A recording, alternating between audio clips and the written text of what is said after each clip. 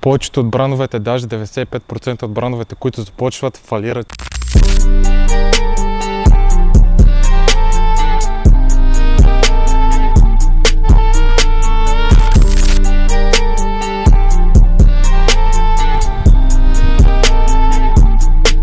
Така, идвам много набързо, искам да направя едно видео. Като цяло съм без сценарий. Тук искам първо да кажа защо повечето от брандовете, даже 95% от брандовете, които започват, фалират и защо фалират. Първият аргумент е това, че вие копирате. Вие не сте креативни с това, което правите.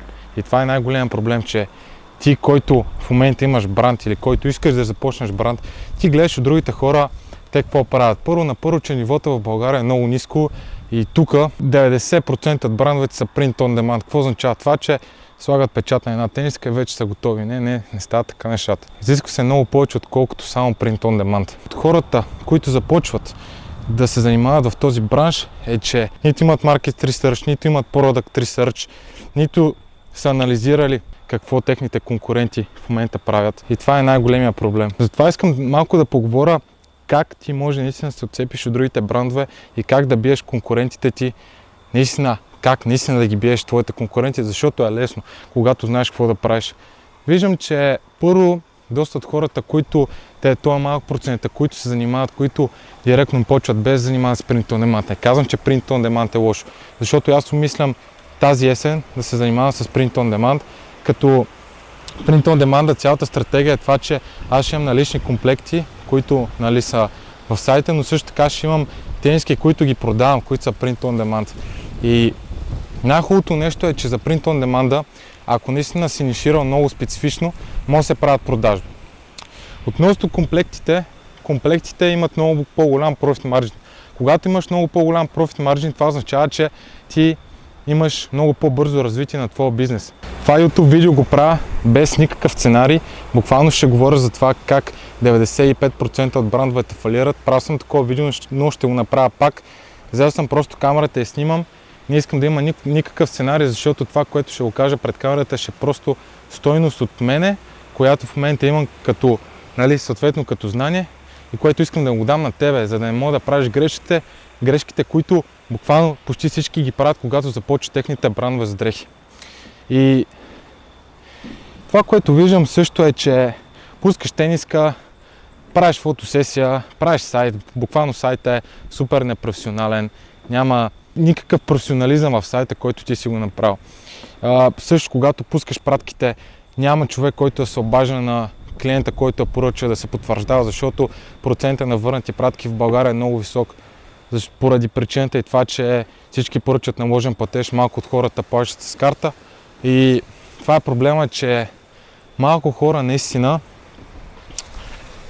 плащат с карта и процеса на плащане се случва в еконт. Така че има системи, които трябва да се вкарват в твой бизнес и не е толкова просто, колкото си мислиш наистина. Затова и съм взел камерата, понеже искам да поговоря, ще седна и тук. Как да се отличиш?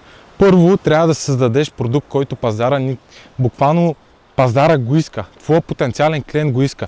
Има доста подниши в брандовете за дрехи, които можеш да използваш като таргетиране на определени потенциални клиенти, но тук ще седна.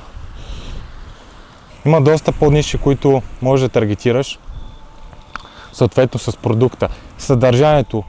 Нивото на съдържание в България е много ниско спрямо Америка, спрямо Западна Европа.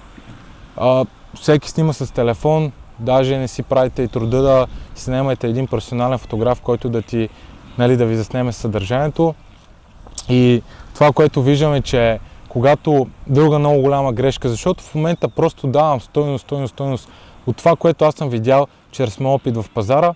В момента подготвям много голям дроп есента с продукти, които наистина пак ще гръмнат пазара, не пак ами отново. Така че знам за какво говоря, мога да им видиш и резултатите. Също така резултатите на хората, които са в моята менторска програма, с които работя индивидуално. Също така в момента работя с хора в инфопродукт сферата, където там се изграждат дигитални продукти, но това е друга тема, за която мога да говоря. Съответно, ако имаш интерес, дали ще относно бранд с дрехи, дали ще относно, ако си добър в нещо конкретно, да ти помогна как да си промотираш твой дигитален продукт и как да го скелнеш, нали, може да ми пишеш лично в Instagram. Но това, което исках да говоря е проблемите, които, нали, съм видял най-много в пазара, и това е, че фунията, която ти изграждаш, не е правилно изградена. Нещо, което ти предлагаш на пазара, не е достатъчно анализирано. Като цяло при брандовете за дрехи 80% от времето е просто подготовка, а пък 20% е екзекуция. И ти трябва да се фокусираш върху това наистина колко си подготвен. Защото ако не си достатъчно подготвен, няма да можеш да екзекутираш по правилен начин. И това е нещо, което аз се фокусирам, е да съм оптимално подготвен за всяка една нова колекция, която пускам, за дали ще е относно дрехите, които, нали, продавам, дали ще е относно услугата, която предлагам, защото за да мога да предлагам тази услуга, аз трябва да съм оптимално подготвен за проекта, който започвам с потенциалния клиент. Така че искам просто да си максимално оптимално подготвен за това, което ще пускаш на пазара, да си разучил пазара, да виждаш твоите конкуренти какво пускат, също така в коя подниша си, и вече оттам, нали, да се анализира това всичкото нещо. Тръгна нагоре, защото тук много вятър има на плажа. Надявам се да се чувам добре, защото съм и с микрофон. Така че да, това е много бързо видео. Просто исках да поговоря и да си дам моето, нали, мнение. И да не се откажеш да си гониш мечтите, защото ако не се откажеш, няма как да не стигнеш до тази крайна цел. Рано или късно ти ще стигнеш до тази крайна цел. Да. И така, това видео беше кратко видео, но ви оставам тук. Утре ще заснема супер як лайфстайл контент, така че ви чакам до утре.